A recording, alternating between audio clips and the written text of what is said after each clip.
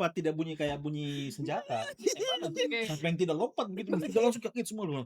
Disuruh saya langsung baca doa. Aduh bagaimana nih bagaimana? Baca doa apa, Pak? Doa makan ya? Iya loh. Jauh lagi balik lagi. Tidak, maksudnya kaget langsung Iya. bangun tapi ada bapak penyaji bilang sabar.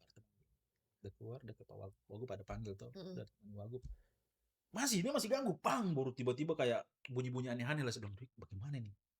Terus ada yang tuan rumah di situ keluar dia sampaikan. Dia sempat teriak untuk mungkin pakai bahasa lah, pakai bahasa bilang, stop ganggu, begini. Kita sudah panik itu. Tapi pas yang tuan rumah itu datang dia sampaikan ke ajudan bilang ini begini orang gila. Oh, nah, kita tidak tidur sampai pagi.